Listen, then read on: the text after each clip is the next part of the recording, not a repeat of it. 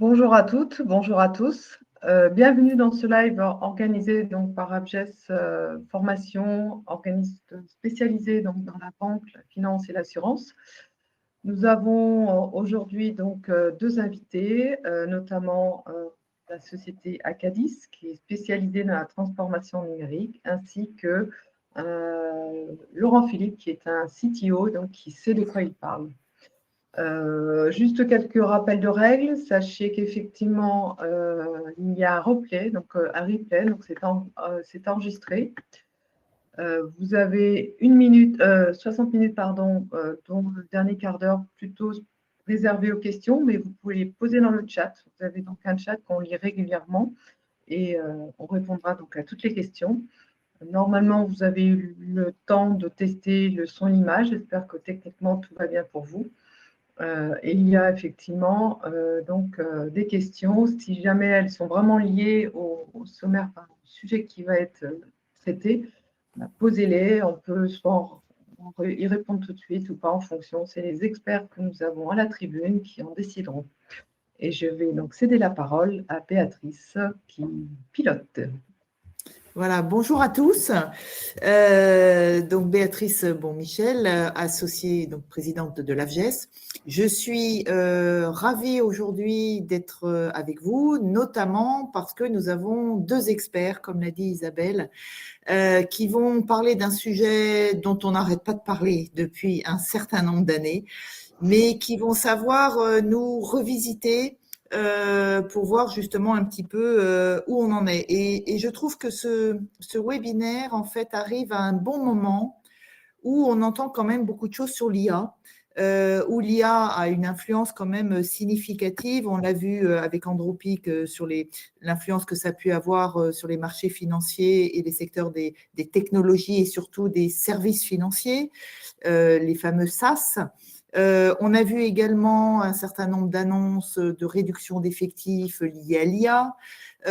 On voit tous les jours arriver de nouveaux acteurs. Là, dernièrement, on entend parler de Phénoménal qui va du coup être l'IA générative, mais dans la composante tabulaire. On voit un certain nombre d'acteurs qui se développent dans l'IA Agent. Bref, j'ai envie de dire, on finit presque par être un petit peu perdu sur tous ces sujets et surtout sur tous ces enjeux plus largement de transformation numérique. Donc, ça va être l'objet de nos échanges, mais je propose tout d'abord de laisser Laurent et Christophe se présenter pour que vous puissiez voir un petit peu leur profil et surtout, du coup, in fine, bien évidemment, la crédibilité de leurs propos. Alors peut-être on va démarrer par Laurent tout simplement parce que Laurent, c'est ta photo qui est à gauche. Alors on va commencer par Laurent pour te présenter.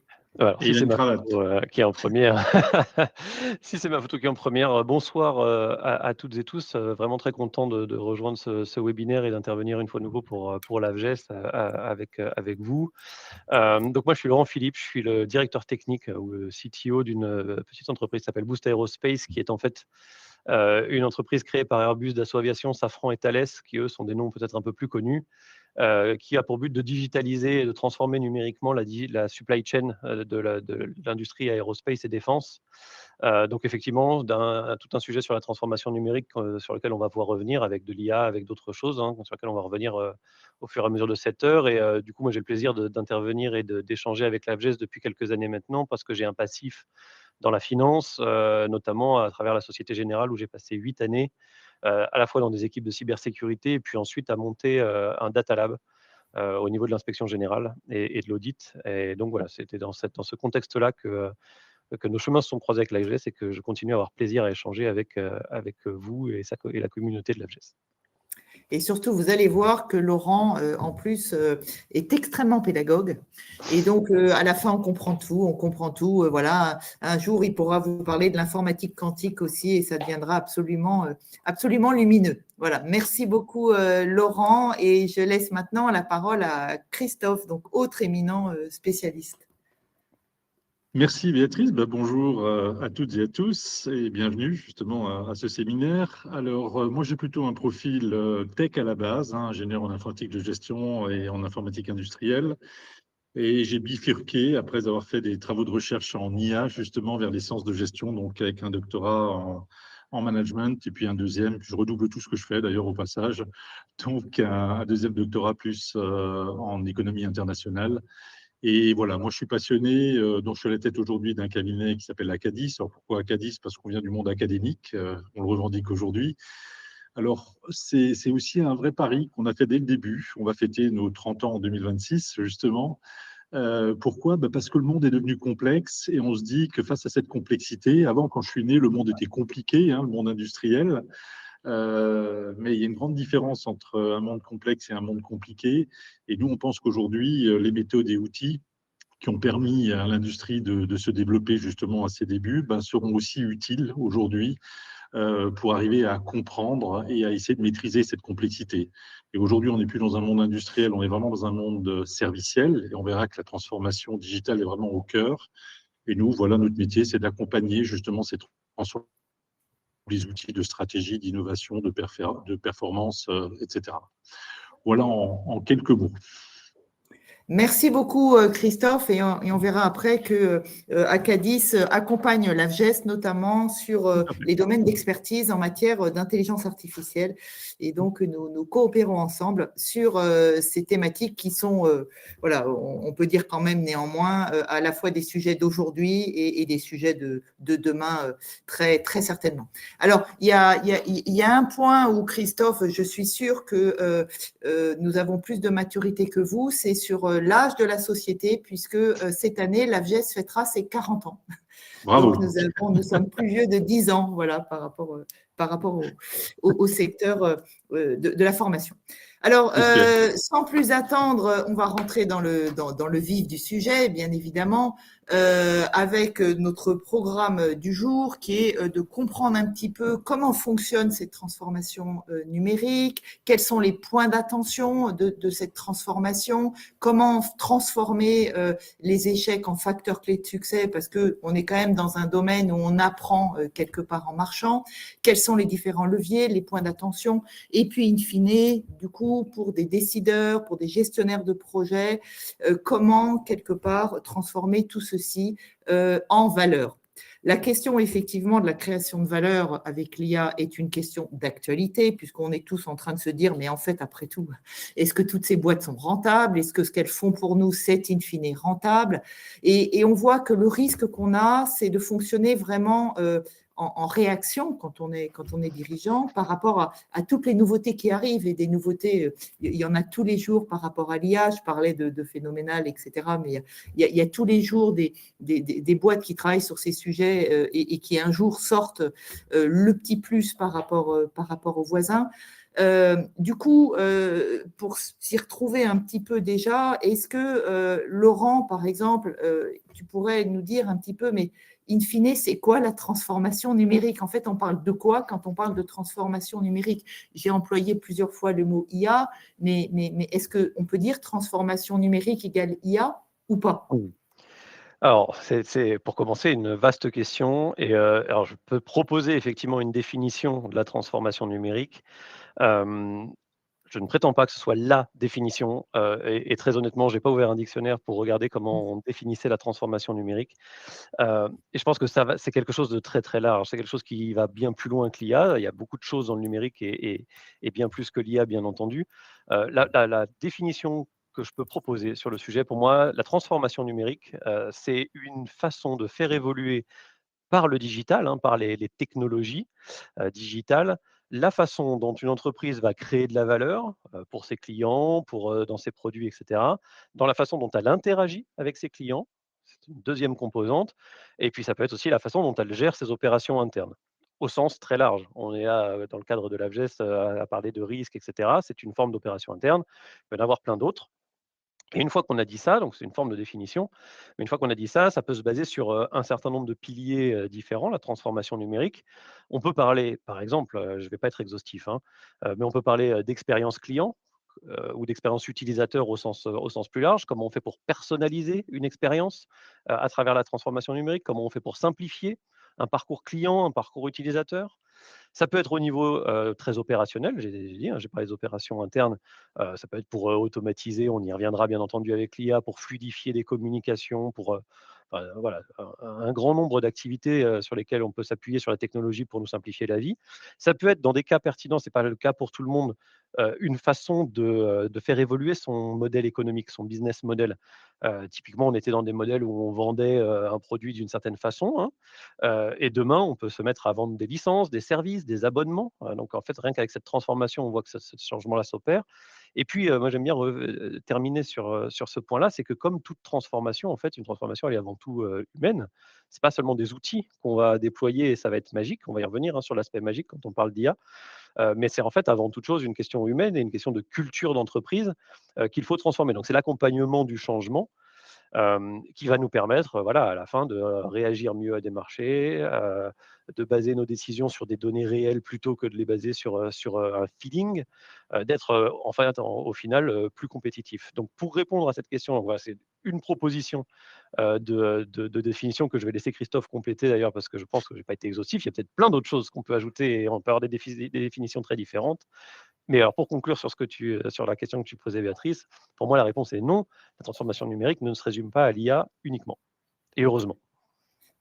Alors, est-ce que Christophe, tu pourrais compléter un petit peu avant qu'on regarde un petit peu les points d'attention de cette transformation numérique? Est-ce que tu aurais un angle complémentaire à apporter? Oui, alors effectivement, je m'inscris, hein, dans ce que vient de dire Laurent, c'est-à-dire déjà la transformation numérique est avant tout une transformation d'entreprise. Le numérique étant une excuse, que ce soit après lié à une technologie ou autre. Je suis très gêné d'ailleurs au passage, parce que c'est d'abord une transformation dans la façon de faire, dans les processus, dans l'organisation, etc. Ce qui est assez gênant dans le terme transformation numérique, c'est que personne n'explique ce que c'est qu'un processus de transformation et personne n'explique ce que c'est que le numérique par rapport à informatique, par exemple, hein, qui était une notion un peu plus ancienne, ou le système d'information. Or, je pense qu'on ne peut pas maîtriser ce qu'on va appeler un processus de transformation numérique si on n'explique pas justement ce que c'est que la transformation, hein, en reprenant ce que dit Laurent. Mais à la base, on sait qu'à partir du moment où on est dans une transformation, c'est qu'il y a quelque chose qui va changer. Donc, ça veut dire qu'il faut commencer par le haut, par se dire c'est quoi ma mission, c'est quoi la vision de l'entreprise, et puis ensuite on a des outils, hein, des méthodes pour développer sa stratégie, l'innovation, hein, qui est très complémentaire avec la stratégie. Là, ça donne plein d'idées. Des idées, il faut choisir les meilleures. Ça s'appelle la gestion de portefeuille de projet ou l'analyse de la valeur. Et à partir de là, on sélectionne ce qui nous semble être les projets à plus forte valeur ajoutée. On les gère, management de projet. Et après, comme l'a dit Laurent, il y a la gestion du changement. Donc ça, c'est déjà la description d'un processus de transformation. Et aujourd'hui, quand on regarde la plupart des entreprises, c'est absolument pas maîtrisé. C'est-à-dire qu'on s'aperçoit que ce processus de transformation ou de modernisation n'a pas forcément été dessiné, n'a pas forcément été expliqué, et en fait, on n'a pas une fluidité. Or, si on demande quelle est la performance d'un processus de transformation, ben, on va dire que, tiens, comme c'est une chaîne, c'est l'équivalent du maillon le plus faible. Alors, je vais essayer de m'expliquer, vous allez très vite voir où j'en suis. Moi, je connais des boîtes qui ont tout misé sur la gestion de projet agile, par exemple, et qui sont des cadors, hein, 18, 19 sur 20. Mais malheureusement, en amont, elles ne font pas les bons projets. Donc, ça veut dire qu'elles font très bien les mauvais projets. Tout simplement parce qu'on n'a pas remis en perspective justement ce que c'est que ce processus de transformation. Ça, c'est déjà un élément. Et puis le numérique, ce n'est pas l'informatique, ce n'est pas le système d'information. Hein, le numérique présuppose un usage de l'outil informatique dans ma pratique. Or non, l'usage de l'outil informatique n'est pas toujours synonyme de rentabilité, de performance, de productivité.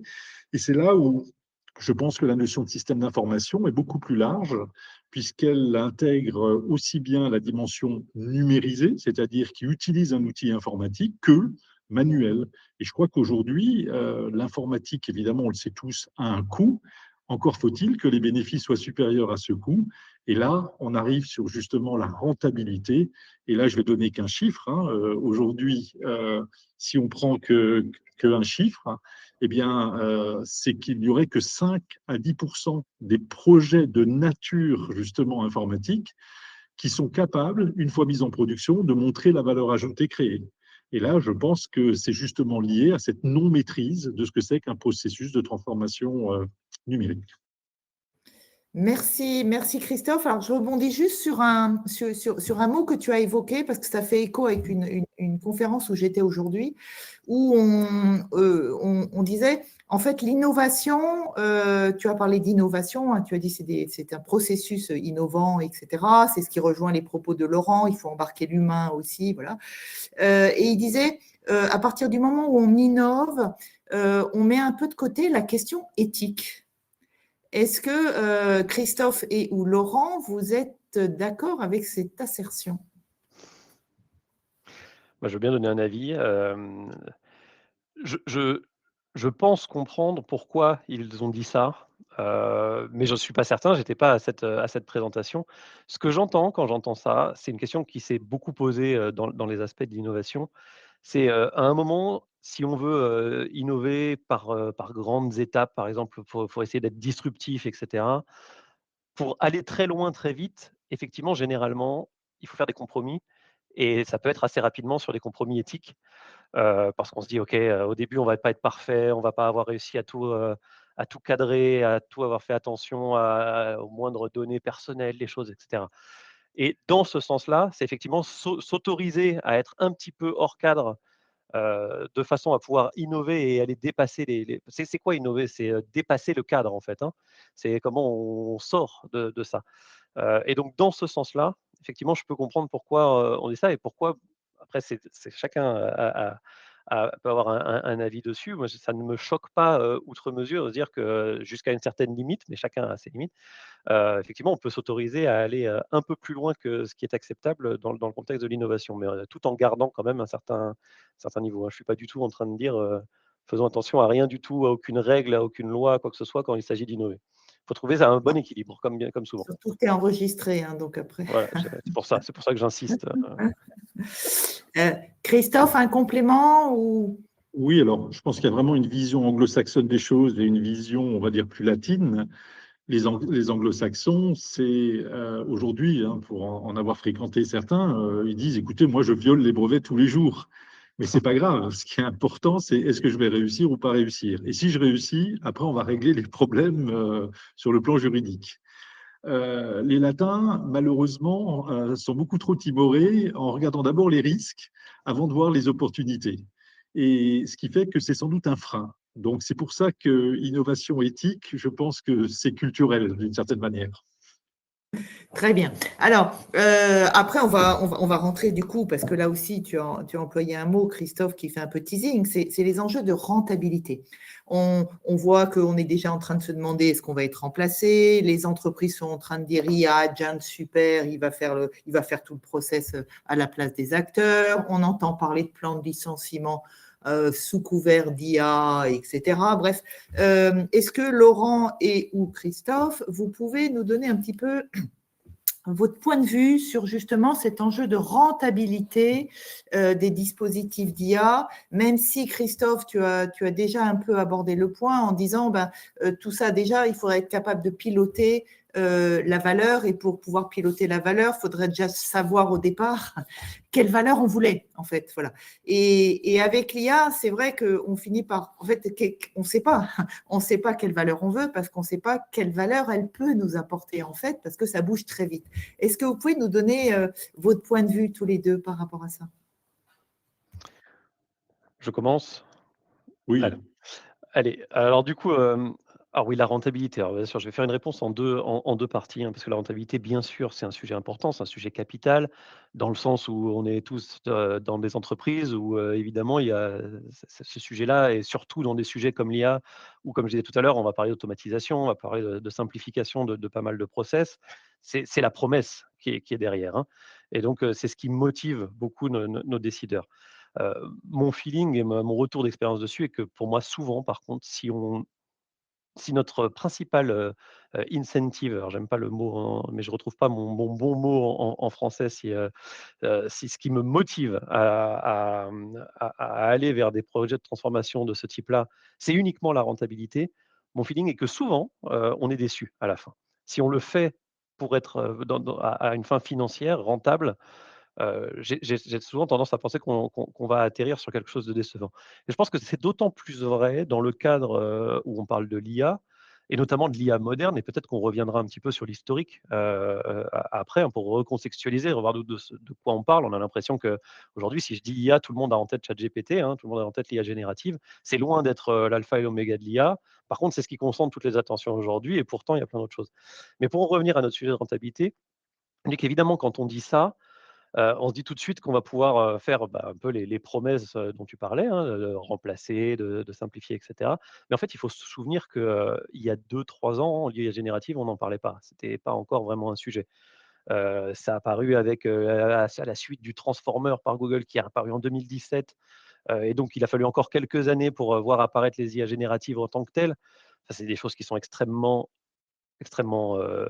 proches de nous donc Hem, il va tout ça pour dire qu'il va encore se passer beaucoup de choses d'ici à ce qu'on ait atteint le plateau. Vous connaissez tous sûrement cette, hype cycle de Gartner là, avec les phases d'attention, de désillusion et avant d'atteindre des plateaux de rentabilité. Je pense qu'on est encore très, très loin de ces plateaux-là, même si, 2026 se veut être un peu l'année, de l'industrialisation. Je pense qu'on a encore plein de choses devant nous et je pense qu'on en est encore plutôt à essayer de regarder comment on peut transformer des choses au-delà de la rentabilité. Elle finira par venir si on fait des choses intéressantes, mais il faut oser faire un certain nombre de choses. On est encore, pour moi, dans cette étape de, osons, un certain nombre de choses plutôt que de faire que des plans, avec un ROI définitif, à fixer à la fin de l'année. Ça me semble encore un petit peu tôt, même si bien sûr, on n'a pas, non plus à contrario, on n'a pas des années et des années devant nous, où on peut se chercher avant de décider si ça vaut le coup ou non. Alors, ta remarque est très pertinente parce qu'on le voit dans l'IA générative notamment, et je le vois notamment dans les fonctions d'audit interne. Ça a été rapidement adopté pour deux raisons principales, je pense. La première, c'est que tout le monde maîtrisant ChatGPT à l'extérieur, les faire utiliser l'outil à l'intérieur, c'était zéro formation à réaliser. Et le deuxième, parce qu'on a tout de suite vu l'impact en termes d'efficacité, justement. On va gagner du temps, il n'aura plus qu'à interroger, il aura quelque part la matrice des risques, plutôt que de passer des heures à faire un rapport, il va demander la synthèse, etc. Et donc, le premier mot qui est venu à l'esprit, effectivement, c'est l'efficacité de certains process, dans une vision, effectivement, qui est seul quelque part par rapport à l'écosystème. C'est-à-dire qu'il n'y a pas eu forcément de vision globale au sens où l'entendait notamment Christophe quand on a plongé dans l'outil d'IA générative, et on reviendra après, hein, Laurent, sur l'historique un peu de l'IA. Mais c'est vrai qu'on a eu l'impression qu'on a cherché à plonger rapidement sur quelque chose où on s'est dit, sans coût d'entrée très important, on va pouvoir rapidement améliorer notre efficacité. Et du coup, je voudrais bien avoir l'avis de Christophe aussi sur… Alors, effectivement, quand on parle rentabilité, déjà, je pense qu'il faut faire la différence en économie, on l'a fait toujours, entre le producteur et le consommateur. Aujourd'hui, si on regarde dans tout le secteur informatique et télécom, qui a gagné beaucoup d'argent, c'est très clairement le producteur. Le consommateur, c'est moins le cas. Pourquoi? C'est ce qu'on évoquait avant, hein. Ça a pris même le nom d'un paradoxe, hein, qui est le paradoxe de Solow, prix Nobel d'économie, excusez du peu, hein, dans fin des années 80, on est en 87 exactement quand il l'a cité. C'est-à-dire, il dit qu'il voit de l'informatique partout, sauf dans les statistiques de productivité. Alors, qu'est-ce que ça veut dire? Ça veut dire que le producteur s'est effectivement enrichi de manière limitée et hontée, alors que le consommateur, lui, n'a créé que très peu de valeur. Ça, c'est déjà une vraie problématique. Et la valeur, je suis d'accord avec ce que disait Laurent, elle n'est pas que du ROI, c'est-à-dire que ça n'est pas qu'une valeur économique. Hein, quand on regarde la théorie de l'investissement, pourquoi j'investis? C'est pour des raisons stratégiques, pour des raisons économiques et pour des raisons aussi de risque. Hein, c'est les trois. Puis après, Peter Senge a rajouté encore l'entreprise apprenante. Et puis là, on a les 4 grandes raisons pourquoi on investit. Donc, il n'y a pas que la raison économique. Mais quand on regarde aujourd'hui, pourquoi effectivement cette rentabilité est très peu au rendez-vous et pourquoi l'IA est aussi un fantasme comme on en a eu de par le passé, prenons la bureautique. On pense aujourd'hui que la bureautique est incontournable. Quand on regarde aujourd'hui véritablement la rentabilité de la bureautique, vous allez voir que l'équation est catastrophique. Alors que pourtant, si j'écris un mail Aujourd'hui, je serais 20 à 50 fois plus performant que si j'écris à la mano et je timbre mon enveloppe, etc., etc. Simplement, comme la messagerie, par exemple, n'a pas été accompagnée de ce qu'on appelle l'éducation, que n'importe qui écrit n'importe comment, bah aujourd'hui, j'ai 85% de bruit dans ma messagerie chaque jour. Et donc, ça a été source d'une improductivité terrible.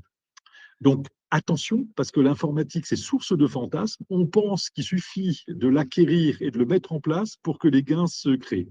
Jamais, si vous voulez.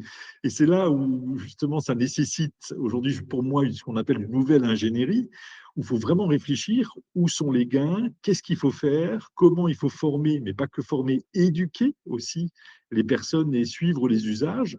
Et regarder, il y a des endroits où ce sera effectivement source de productivité si c'est bien fait, et d'autres endroits où ce sera une catastrophe. Et l'IA, pour moi, ne dérogera pas à cette règle-là. Très bien, merci. Merci beaucoup, Christophe. Alors, du coup, je propose que peut-être on fasse un petit retour en arrière et que Laurent, tu nous donnes un petit peu cette perspective, un petit peu des opportunités qui nous ont fait fantasmer, hein, qui nous font toujours fantasmer, comme dit Christophe, qu'on situe un petit peu tout ça dans je ne vais pas dire l'histoire, parce que l'histoire est courte, hein, ceci dit, enfin, elle est à la fois longue et courte, mais si tu peux nous redonner un petit peu de feedback pour repositionner l'IA. Bah, déjà, on va voir qu'elle n'est pas si courte non plus, hein. Alors, je ne vais pas faire un historique, un cours magistral de l'histoire de l'IA, mais on va reprendre les grands moments, parce que vraiment, c'est ce que je disais juste avant, j'insiste là-dessus. Aujourd'hui, on résume l'IA à l'IA générative et on dit IA comme pour dire chatbot, en fait. Si j'exagère un petit peu, mais globalement, on en est là. Mais on a cette impression qu'avant ça, bon, on commençait à avoir quelques idées de ce qu'était l'IA rapidement. On parlait de deep learning, et cetera. Je vais y revenir, mais en fait, si on regarde l'apparition du terme d'intelligence artificielle, intelligence artificielle, c'est quelque chose qui est apparu à la conférence de Dartmouth en 56. C'est McCarthy qui sort ce terme-là.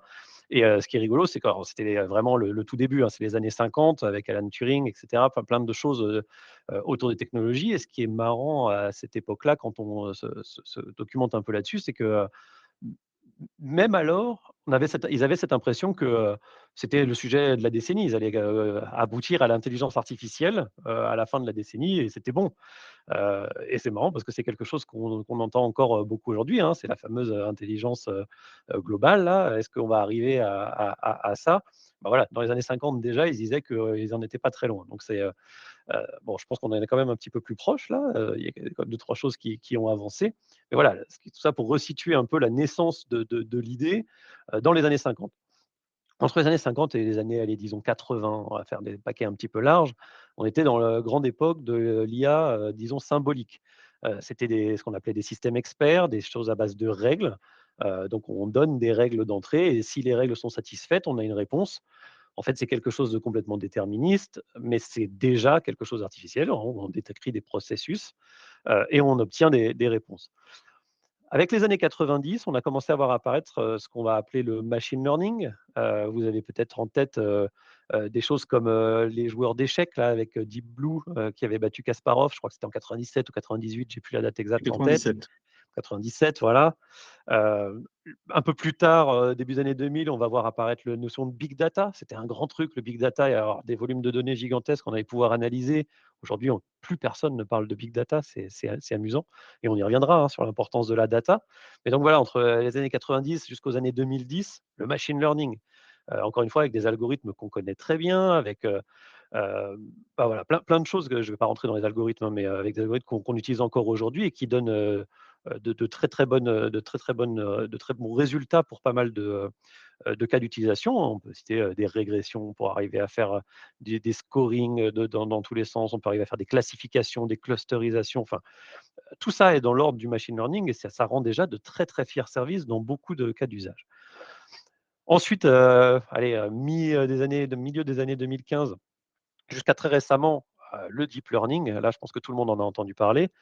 Les exemples qui me viennent en tête quand on parlait de deep learning, c'est, alors on avait parlé d'AlphaGo, vous savez, c'était un peu l'équivalent d'un Deep Blue qui avait battu aux échecs. Bah là, c'était au jeu de Go, c'était encore plus complexe. Je crois que c'est 2015-2016, AlphaGo qui a réussi à battre le champion du monde de Go. Et puis j'ai cité tout à l'heure l'apparition du papier qui a commencé à mettre la main dans les choses avec le transformer chez Google en 2017. Et donc, depuis 2021-22, là, on arrive dans l'ère de l'IA générative. On ne parle quasiment plus que ça, hein, mais malgré tout, ça n'a pas remplacé tous les autres que j'ai cités. Ça vient compléter. C'est pour ça aussi que quand on parle de transformation, et notamment de transformation par l'IA, je pense qu'il ne faut pas sous-utiliser les autres types d'IA. Tout n'est pas que de l'IA générative, c'est-à-dire de génération de quelque chose. Il y a de l'IA analytique qui fonctionne aussi très bien. Mais donc voilà, on est dans cette ère d'IA déjà générative, et même si je vais un peu plus loin, j'ai l'impression on peut dire qu'on est rentré dans l'ère des agents depuis quelques années là. Je pense qu'en 2024, on a commencé il y avait les premiers papiers de recherche sur ces histoires d'agentic AI. L'année dernière, les premiers pilotes sont apparus, on a commencé à voir des choses arriver. Et cette année, ce que je disais, hein, ça voudrait un peu l'année de l'industrialisation, de l'autonomie et peut-être enfin de la rentabilité. Parce qu'on voit, hein, les choses que vous avez entendu parler de Claude Code, d'énormes frameworks qui sont capables d'orchestrer des agents. Je pense que voilà, ces derniers temps, on est plutôt dans cette ère-là, et de voir comment on arrive à déployer ça à grande échelle et comment on arrive à capitaliser là-dessus. Alors, si je veux faire voilà, une rétrospective un peu rapide et avec quelques peut-être raccourcis sur l'historique de l'IA, je ferai quelque chose comme ça. Alors, du coup, je vais juste rebondir avant de donner après la parole à Christophe pour essayer de creuser un petit peu les points d'attention justement pour réussir sa transformation. Il y a une question d'un des participants, c'est quel est l'enjeu de rater le virage IA? Parce que c'est toujours la question, hein, c'est est-ce que si on n'adopte pas l'IA, on va être perdu demain, quelque part, on va être menacé rapidement. Et après, du coup, on verra justement quand on y va, comment il faut y aller. Ça sera l'objet de vos conseils, hein, Christophe et Laurent. Mais Christophe, du coup, est-ce qu'il faut y aller? Est-ce qu'il ne faut pas y aller? Est-ce qu'il faut attendre? Est-ce qu'il faut… Alors, c'est sûr que c'est une bonne question. Alors aujourd'hui, je ne sais pas, on peut associer l'arrivée de l'intelligence artificielle, on va dire grand public. Hein. Laurent a bien expliqué que ça date depuis 1956, les symboliques, les connexionnistes, etc. Le 30 novembre 2022, ChatGPT arrive et met à disposition effectivement un agent conversationnel extraordinaire, dont la plupart d'ailleurs n'expliquent même pas quelle est la performance scientifique d'ailleurs qu'on a résolue. C'est tout simplement la maîtrise du langage humain. Hein. C'était un des défis que dès 1956 était déjà sur la table, entre les Minsky, les McCarthy, etc. Et c'est ça qu'on a résolu. Alors, c'est un peu l'arbre qui cache la forêt, c'est-à-dire il y a eu un exploit phénoménal qui effectivement a été atteint. Et si on pose en fait la problématique en disant je suis capable maintenant de maîtriser le langage humain, ça ouvre tout d'un coup un nombre de perspectives importants.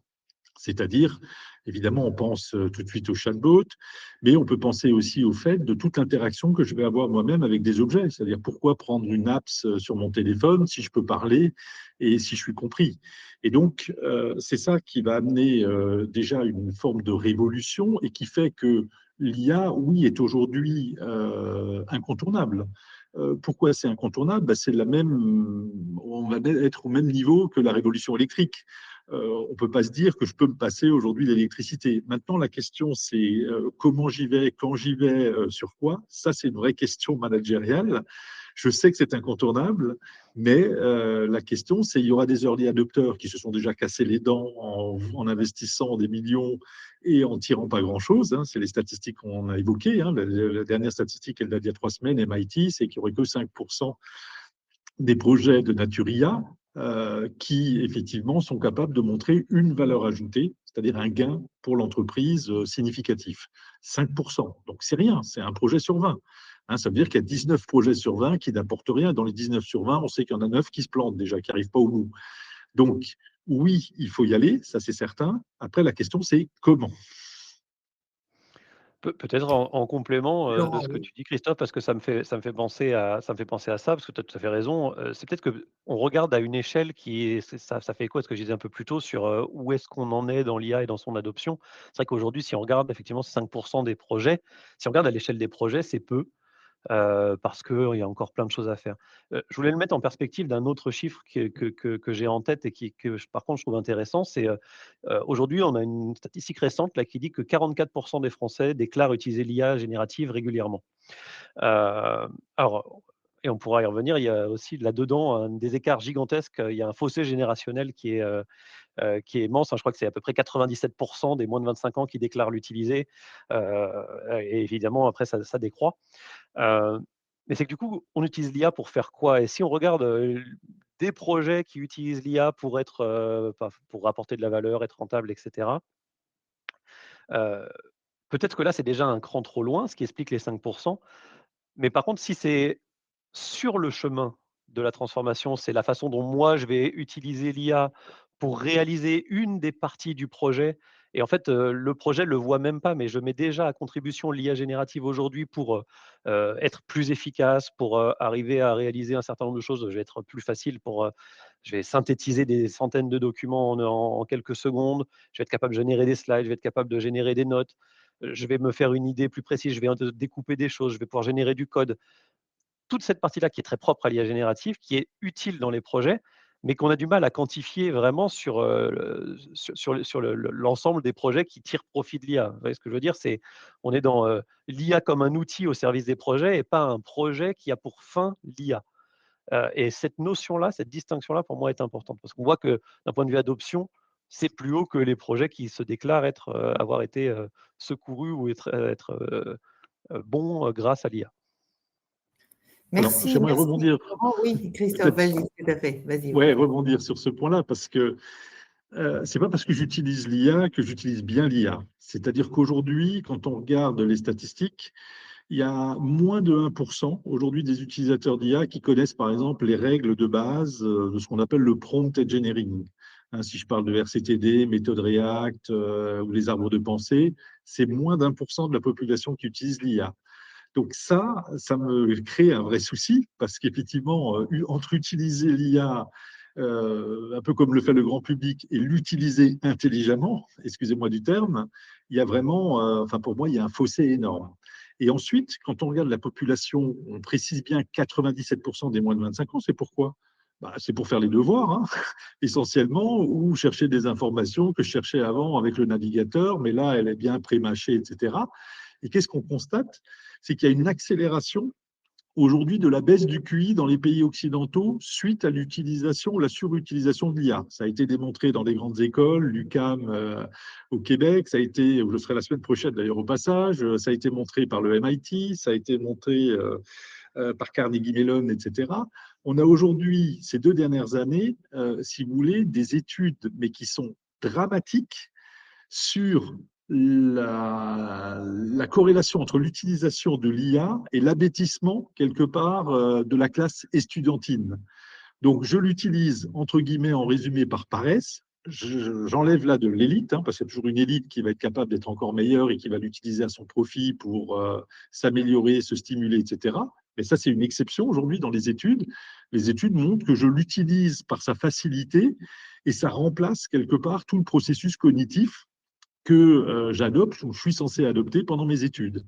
Et je peux vous dire, pour avoir formé encore des profs il n'y a pas plus tard qu'il y a 2 semaines, c'est dramatique. C'est-à-dire des profs d'université aujourd'hui ne savent plus comment faire pour justement faire face à cet usage versus ce que je dois apprendre quand je sors en master ou que sais-je. Merci Christophe pour ce complément. Du coup, si je veux pas abêtir mes collaborateurs en entreprise, si je veux qu'ils soient partie prenante dans cette transformation, quels sont du coup les points d'attention? On a parlé du comment, justement. Bah, c'est quoi ce comment? Quels sont vos conseils quelque part pour réussir l'intégration de l'IA? On commence par quoi? Comment on accompagne au regard notamment de ce que vous avez pu voir qui ne marche pas quelque part? Oui. Alors, je peux Soit peut-être Christophe, commencer soit Laurent. pour une fois sur ce sujet. Alors, Je vais en parler d'autant plus que fort, il faut savoir que les études qui montrent qu'il n'y a que 5 à 10% des projets de nature informatique, hein, c'est valable pour les ERP, pour les CRM, et c'est aussi valable pour l'IA. Donc, quelque part, c'est un invariant. Donc, ça veut dire que ce n'est pas la technologie qui fait la différence. Donc, ça veut dire que ça porte tout de suite le coup à ce fantasme technologique qui dit qu'il suffit d'utiliser de la bureautique ou d'utiliser de l'IA ou du big data pour être plus performant. Ça, c'est faux et archi faux. En fait, on s'est aperçu aujourd'hui que si la direction n'était pas acculturée, ne comprenait pas des choses aussi basiques que qu'est-ce qu'une solution de nature, par exemple, symbolique, pour reprendre ce que disait Laurent, ou connexionniste, eh bien déjà, si je n'ai pas compris ce que c'est que l'IA, mais de manière même grossière, hein, pas forcément de manière détaillée, eh bien aujourd'hui, moi je vois une entreprise sur deux qui choisit une mauvaise solution pour un vrai problème. Et juste parce qu'elle ne connaît pas la différence entre symbolique et connexionniste. Hein, ça, c'est déjà des erreurs de base, si vous voulez, et c'est juste lié à une forme de compréhension.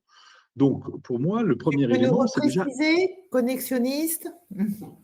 Alors, la logique, effectivement, des symboliques, Laurent l'a expliqué, c'est très rationnel, c'est très cartésien. En gros, si je prends une problématique, je la modélise sous une forme de logigramme, si vous voulez. Donc, tout est explicable, tout est démontrable. Ça, c'est le grand point fort des approches symboliques. Le grand point faible, c'est que si vous êtes dans une zone grise qui n'a pas été prévue, bah là, l'algorithme forcément s'arrête ou bloque.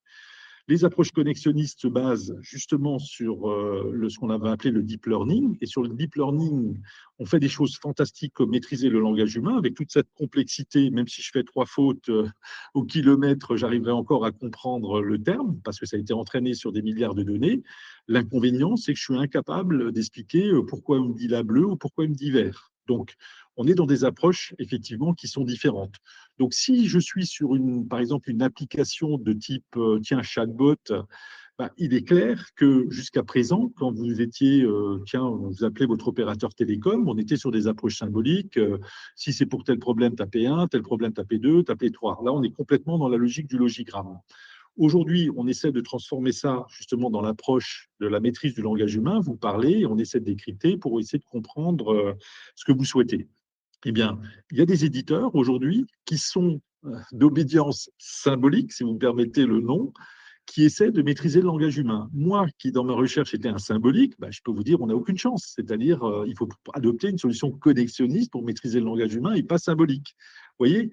Et à l'inverse, si je veux démontrer une traçabilité, une explicabilité, surtout pas prendre une solution connexionniste parce que je serais incapable de le faire. Vous voyez, donc, en fait, c'est déjà ces problèmes de compréhension de base qui, si au plus haut niveau de l'entreprise, ce n'est pas compris, ce n'est même pas la peine d'y aller. Parce qu'on sait bien qu'il n'y aura aucune transformation, aucun changement dans l'entreprise si la direction générale n'a pas compris ce qui se passait. C'est ce qui s'est passé dans toute l'informatisation. La direction générale ont quelque part délégué leurs responsabilités. Je rappelle qu'en management, c'est la chose la plus catastrophique qu'on puisse faire. C'est-à-dire j'ai le droit de tout déléguer sauf ma responsabilité.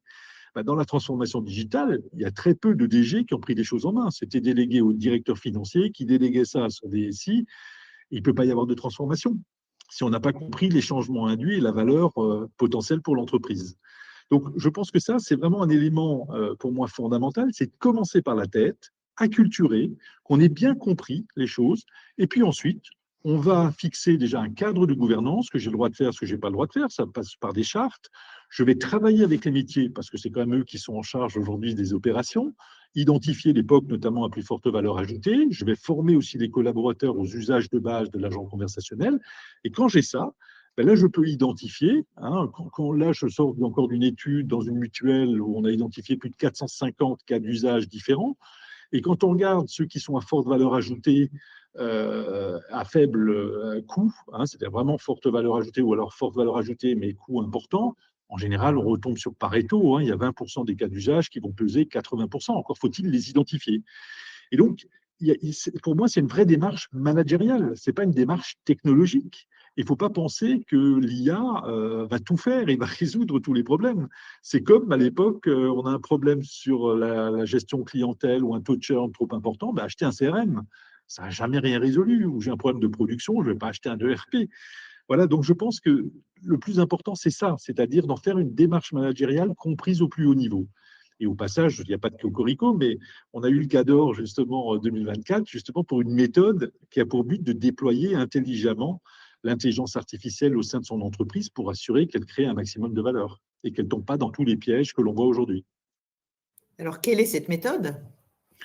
Alors, la méthode, elle est simple, c'est commencer par l'acculturation, ensuite fixer le cadre de gouvernance, travailler avec les métiers, former les gens, et ensuite, quand on a identifié l'époque à plus forte valeur ajoutée, s'assurer qu'on a un sponsor, que ce sponsor s'engage sur la valeur que ça va créer, sachant qu'on lui a donné le coût, etc. On intègre tout ça dans la stratégie numérique, parce que forcément, une nouvelle solution arrive, donc on va toucher de la donnée, on va toucher les applicatifs, il faut repenser la stratégie numérique. Demander au RH aussi de commencer à s'impliquer parce qu'il va y avoir du changement. Et puis ensuite, du POC, on regarde l'époque qui donne effectivement satisfaction. Ça ne veut pas dire que c'est encore une solution, il faut l'industrialiser. On rentre après ça dans le portefeuille de projet. On va s'assurer au niveau RH que on a bien les changements organisationnels qui vont être faits, qu'on donne bien les moyens. Et c'est comme ça, en fait, que on va arriver, en tout cas, à atteindre ce qu'on appelle aujourd'hui l'entreprise augmentée. J'ai Laurent, décrit le processus un peu rapidement. d'accord, non, bien sûr. Laurent, est-ce que toi, ce que tu as vu dans tes entreprises où tu es passé par rapport à cette transformation, notamment avec l'IA, quels sont les facteurs clés de succès selon toi? Non, mais je suis pleinement d'accord avec ce qu'a dit Christophe. Je peux qu'aller dans le même sens sur la conduite du changement et le fait d'embarquer au plus haut niveau et puis à tous les niveaux d'ailleurs, hein, bien sûr que.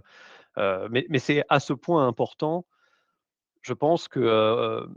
Parce que souvent, notamment dans l'IA, je pense qu'aujourd'hui c'est un peu le cas, hein, un décideur aura en tête il faut aller sur l'IA parce qu'il le voit, parce que les autres le font, parce que c'est tendance, parce que il y a plein de bonnes raisons. Il peut être aussi il peut être convaincu, mais il va y avoir plein de gens à l'intérieur de l'entreprise pour qui ça va être devenu évident. Et on l'a dit juste avant, hein, sur le nombre de personnes qui utilisent l'IA générative. Il y en a certains, que ce soit bien ou pas, pour de bonnes raisons ou pas, le fait est qu'ils l'utilisent. Et donc, en fait, au quotidien, le truc est déjà là. Alors du coup, comment on fait pour capitaliser là-dessus? Bah oui, effectivement, il faut former, on peut dire éduquer, pour, en tirer le maximum et puis s'assurer qu'on fasse pas trop de bêtises avec, mais du coup, effectivement, tirer tout le monde dans ce sens-là. Mais par contre, ce que j'ai très, très peu vu, et ça, effectivement, je pense que c'est quelque chose qu'il faut marteler, je suis content que Christophe l'ait mentionné avant moi, sur l'importance au plus haut niveau. C'est-à-dire qu'en fait, ce n'est pas un sujet, de transformation d'outils. C'est pas, le métier. Moi, je me bats beaucoup et depuis toujours sur, cette pseudo-compétition entre métier et système d'information ou IT ou quoi que ce soit. C'est pour moi un non-sens depuis déjà des années. Je veux dire, je ne sais pas, alors, je sais en citer quelques-uns, mais il y a quand même très, très peu de métiers aujourd'hui, très, très peu d'entreprises qui sont capables de faire tourner quoi que ce soit sans le moindre système d'information. Donc ce truc-là n'est pas un coût, n'est pas quelque chose heu, qui est quelque chose qui est délégable. Aujourd'hui, toute transformation, toute efficacité viendra parce que le digital est à haut niveau et tous les très grands exemples qu'on peut voir sont des sociétés parce qu'elles se sont montées directement, sur le digital, sur la data, sur quoi que ce soit. On est dans une ère où en fait, c'est la fondation sur laquelle on construit nos briques métiers. Hem, je le mentionne très, très souvent, ça fait des années maintenant que, je crois que c'était le CEO de Goldman Sachs qui avait dit: «Je ne suis plus une banque, je suis, un établissement digital qui fait des services financiers». Et moi, ça m'avait beaucoup marqué parce que du coup, il avait fait ce shift en se disant: «OK, j'ai besoin de gens qui savent extrêmement bien faire du digital et puis par-dessus, je ferai, des services financiers, ce sera très bien».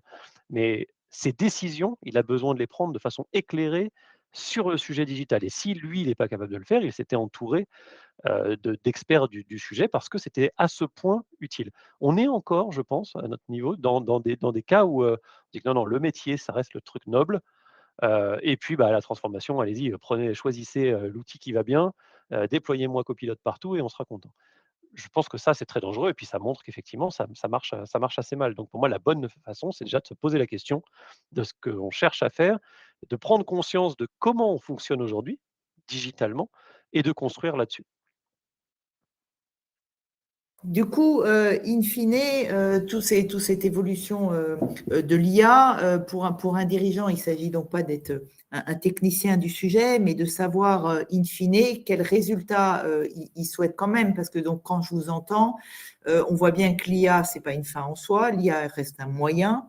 Donc savoir justement pour quels résultats on souhaite déployer ces moyens, si j'ai bien compris un peu ce que vous avez exprimé. Il y a aussi tout l'enjeu, bien évidemment, des indicateurs, c'est-à-dire quels sont les indicateurs qui vont nous aider à piloter, qu'on est bien au rendez-vous de ce qu'on souhaite. Est-ce que selon vous, la réglementation est un atout à aujourd'hui ou plutôt un frein? Comment sont globalement vos acteurs internes par rapport à ces évolutions réglementaires? C'est une vaste question que le sujet de la réglementation quand on est français, européen, etc. On a toujours un peu l'impression, si je le dis en toute transparence, j'ai l'impression que c'est ce qui nous reste. C'est ce qui nous sauve. Alors on se dit on en est fier, hein, parce que bah, du coup on est content, on est les seuls à le faire, donc nous on réglemente, on a l'impression d'être intelligent en disant ça. La réalité, si on le regarde sous un autre prisme, c'est que bah, on n'a pas été les premiers, qu'on a un peu raté le wagon et que du coup on est en train de courir après, et donc on le fait avec nos outils à nous. Et on dit: «Bah, non, non, c'est pas qu'on a raté le wagon, c'est que nous, on a pris le temps de réfléchir et de faire de la régulation parce qu'on n'aurait pas osé sinon». C'est un peu ce qu'on se disait au tout début. Bon, je ne veux pas faire de grands débats sur le sujet. Pour autant, le fait est qu'on en est là. Donc, bah, prenons-le pour ce que c'est et pour la force que ça peut nous obtenir. On l'a vu sur d'autres sujets, hein, sur les sujets, sécurité. On a vu, le règlement, sur la protection des données personnelles, à l'époque, on avait dit: «Ah non, ça va nous ralentir» et cetera. Aujourd'hui, c'est plutôt quelque chose qu'on voit comme étant plutôt positif. Donc l'air de rien, ça apporte quand même des choses, et s'il nous reste que ça, bon, bah, au moins faisons-le. Faisons-le correctement, et puis potentiellement, il y en a ça peut, attirer d'autres pays, d'autres, environnements qui nous envient sur le sujet et que ça intéresse. Tu parlais des sujets indicateurs. Là aussi, hein, on en a parlé un petit peu tout à l'heure, parce qu'un des indicateurs serait le ROI, mais il y a myriade d'indicateurs qu'ils viennent d'environnements de réglementation, ou pas, hein, d'ailleurs. On peut aller, je pense qu'à un niveau assez pragmatique dans une entreprise, on peut essayer de mettre en place un certain nombre de choses, qui vont nous montrer si oui ou non on est pertinent dans nos usages de l'IA, ou en tout cas de la transformation en général. On pense à des choses assez simples, hein. Quand on met un outil en place, ben, est-ce qu'on pense tout le temps à mesurer si on a un bon taux d'adoption de ces outils? Ou est-ce qu'on a juste déployé quelque chose parce qu'on s'est fait vendre, un super outil par un très bon lobbyiste ou un très bon vendeur? Donc, en regardant ça, ça peut être intéressant. Des notions d'intensité d'usage aussi. Est-ce que vraiment mes usagers internes, se sont emparés des choses parce qu'ils sont convaincus ou parce qu'on les a obligés? Parce que des fois, on a aussi ça, un appauvrissement, de la myriade d'outils. Si je prends l'exemple d'aujourd'hui, regardez le nombre de modèles d'IA génératifs qui existent, et ils se font une compétition très intense. Il n'y a pas une semaine sans qu'il y en ait un qui double l'un ou l'autre. Et combien j'ai de voix d'entreprises aujourd'hui qui disent: «Non, non, nous on a choisi celui-là, c'est celui-là qui sera bon». Bon, bah, il va durer 2 semaines, hein, celui-là, hein, c'est sûr à 100 hein. Mais n'empêche, ils ont décidé de prendre un choix aujourd'hui et de fermer la porte pour des raisons de coût ou peu importe quelle est la raison. Bah, ça, voilà, c'est-à-dire que du coup, moi je suis à peu près persuadé, hein, que quelqu'un qui a lui personnellement pris un abonnement pour un des modèles, peu importe lequel, sur son smartphone, bah, si vous lui imposez en entreprise d'en utiliser un autre, bah, il va chercher son smartphone et puis il va utiliser celui qui lui donne satisfaction. Ces choses-là, influencent énormément des taux d'adoption, qui sont des indicateurs qu'on peut regarder à un niveau d'entreprise. Si on sort de l'entreprise, d'un point de vue d'expérience utilisateur, on peut aller regarder, hein, des choses qui existent depuis très longtemps, des choses comme le NPS, là, le Net Promoter Score, par exemple. On peut avoir, une idée de comment nos clients, nos externes perçoivent nos usages, les choses qu'on va leur proposer. On peut mesurer un time to market aussi, hein. Est-ce qu'avec nos nouveaux usages de la transformation, est-ce qu'on arrive à aller plus vite, à proposer des choses, à s'adapter à notre marché, à s'adapter à nos clients? Ça, c'est des choses que directement on peut mettre en place comme des indicateurs, qui ne sont pas des indicateurs réglementaires du tout. Il y a rien qui nous est imposé là-dessus. Mais, on n'est même pas encore en train de parler de rentabilité. On est en train de regarder si, on a le bon outil pour faire la bonne chose. Et puis j'en oublie, hein, il y en a certainement plein d'autres qui seraient utiles. Mais je vois le temps tourner et du coup, je laisse du temps, pour que Christophe donne son À avis. Christophe, du coup, est-ce que Christophe, du coup, tu veux apporter un complément? Oui, alors sur le côté réglementaire, je pense que tout a été dit. Il ne faut pas qu'on soit non plus crispé par ça. Et je pense que c'est absolument pas l'objectif aujourd'hui. Notre objectif, c'est de réinventer notre façon de faire. C'est pour ça que je vais vraiment distinguer à nouveau à la fois le côté producteur du côté consommateur. Pourquoi c'est important? Parce qu'aujourd'hui, il est clair que le côté producteur, on est clairement aux USA, on est clairement en Chine. Hein, on a là les deux grands acteurs. On a beau avoir un Mistral, on a beau avoir des solutions européennes. Il faut reconnaître que le côté producteur des technologies, on est un peu dépassé. Alors, pour plein de raisons. Hein, c'est déjà des raisons d'investissement et puis parce qu'on on met pas le même argent sur la table. Hein. Je pense que vous avez tous entendu en 2023, les GAFAM ont tout de suite mis après le 30 novembre 2022, hein, donc la réactivité, 150 milliards d'euros sur la table. Une année plus tard, ils mettaient 250 milliards, je vais passer à 2026, ils vont mettre 600 milliards sur la table. C'est-à-dire, ils ont une capacité de mobiliser des moyens qui est extraordinaire. Alors moi, ça ne m'inquiète pas trop. Pourquoi? Parce qu'en économie, entre le producteur et le consommateur, si on prend toute l'ère informatique, le producteur a pesé X. Mais le consommateur, c'est celui qui a été capable de réinventer son modèle d'affaires. Je pense à Amazon qui a complètement réinventé la distribution. Mais j'aurais pu parler des réseaux sociaux avec Facebook, j'aurais pu parler de Netflix, j'aurais pu parler de plein de choses. Eh bien, le chiffre d'affaires associé sera dans une proportion 100 à 200 fois supérieure. Donc, vous voyez, moi, ce qui m'intéresse, c'est le consommateur. C'est repenser les usages, repenser les modèles d'affaires. Et c'est là, je pense, où le génie français doit se positionner. Je ne dis pas qu'il ne faut pas aller sur la techno. La techno est importante, mais pas si importante que ça. Et je vais l'expliquer dans un instant. Mais le vrai enjeu, c'est de repenser comment le business sera demain grâce à des outils aussi phénoménaux que l'informatique. Ben, c'est ça qu'a fait Amazon quand le World Wide Web est apparu, etc. Alors pourquoi, pour une fois, la technologie n'est pas aussi importante que ça? Et le fait qu'elle change tout le temps n'est pas gênant. Et bien, tout simplement, quand on essaie de regarder l'architecture d'une solution à base d'IA générative, il y a mais qu'on peut changer Hugging Face, il y en a plus de 2 millions qui sont à votre disposition, que vous pouvez en plus acquérir, pas besoin d'aller chez les gros bras ou chez les GAFAM. Mais plus important que ça, il y a vos propres données ou les données dont vous avez besoin. Ça, ce n'est pas les GAFAM qui vont vous les pondre, ce sont vos données. C'est vous qui devez gouverner, piloter, gérer vos données. Et puis ensuite, il y a les traitements. Ça, c'est les programmes, c'est la manière dont vous allez répondre à vos besoins. Et en fait, qu'est-ce qui est le plus important aujourd'hui? Ce n'est pas le LLM, parce que le LLM, moi, j'en change tous les soirs. Si vous voulez, si je vois un LLM qui est plus puissant, eh bien, c'est comme si dans ma voiture, je changeais dans la soirée mon moteur. Ce qui est important, c'est mes données qui vont permettre d'entraîner effectivement mon LLM et mes traitements. Donc, la différence va se faire sur ces deux sujets, pas sur le LLM. Le LLM, un jour, je peux prendre un LLM américain, après, je peux prendre un LLM chinois et l'installer. Donc, vous voyez, c'est la première fois où, contrairement à toute l'ère informatique, quand j'allais faire un choix de CRM ou un choix de ERP, j'en prenais pour 10 ans. Là, j'en prends peut-être pour 1 semaine ou 2 semaines, pas plus. Et ce qui va vraiment faire la différence, c'est vraiment le noyau du système d'information, la donnée d'un côté et le traitement de l'autre. Et ça, pour moi, c'est une opportunité extraordinaire. Alors, c'est effectivement très intéressant parce que du coup, in fine, le dirigeant ou le manager, quelque part, il faut effectivement, si j'ai bien compris, petit 1 qui comprenne bien son business model, oui. Petit 2 qui sache effectivement qu'est-ce qu'il veut pour demain par rapport à ce business model, petit 3 qui sache sur quelles données ils peuvent s'appuyer, d'où tous les sujets qu'on voit fleurir à droite à gauche, qu'il faut des données fiables. Et puis ensuite, petit 4, in fine, quel traitement il veut pour ces données, pour du coup, in fine, quel résultat.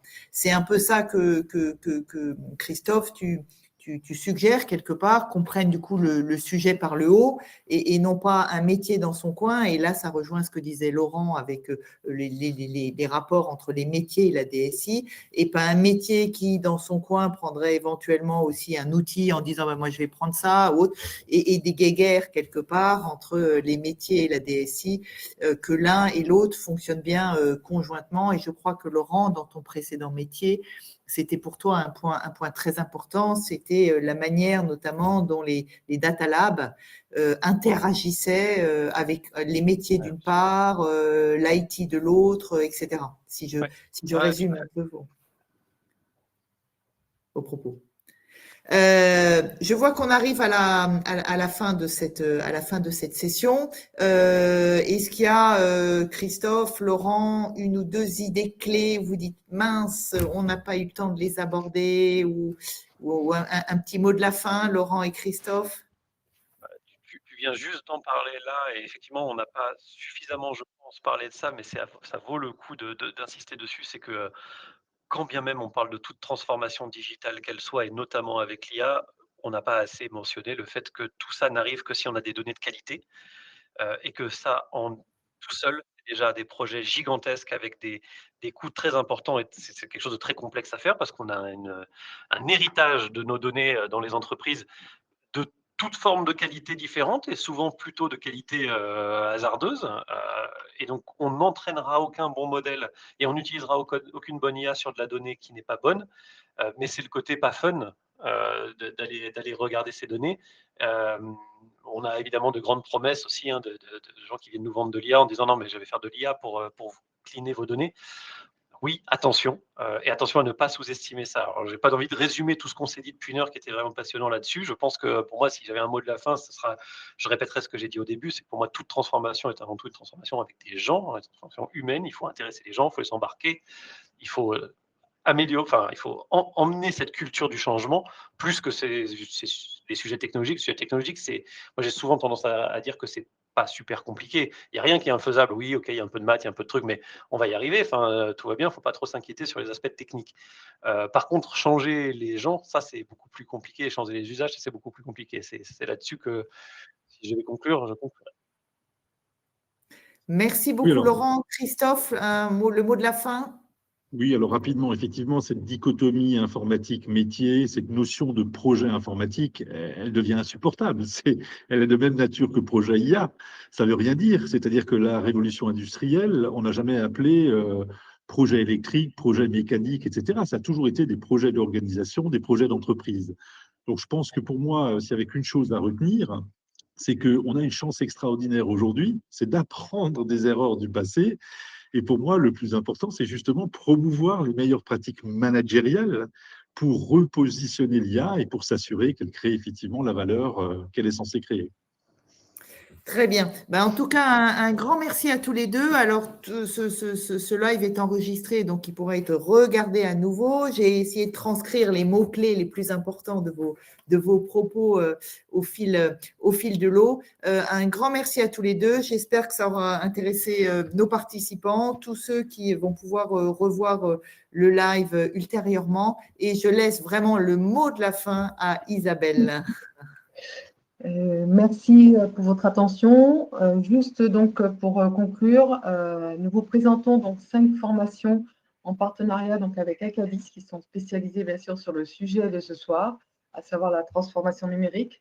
Donc ce sont 5 formations d'une journée à part troisième qui est effectivement en une demi-journée, qui traite de tous les aspects de la transformation numérique, si je puis dire, c'est-à-dire déjà comprendre, décider et gérer tout ce qui est les enjeux stratégiques opérationnels de l'IA, maîtriser l'art du prompt, puisqu'effectivement, Christophe l'a cité tout à l'heure, le prompt ne s'invente pas, il y a bien une étape avec 5-6 points bien précis. La gouvernance des données métiers, là aussi, on a eu Laurent qui a abordé la qualité des données, parce que ce n'est pas la peine d'avoir une IA, et enfin la création de valeur de l'ASI. Donc, vous avez un beau programme. Si vous avez des informations, je vous mets le contact dans le chat pour nous avoir toutes les questions que vous voulez. Et sinon, écoutez, on espère que ce live vous a répondu, ou en tous les cas, vous a apporté certaines réponses. Merci à tous. Merci à tous. Bonne soirée. Merci beaucoup. Bonsoir. Bonne soirée.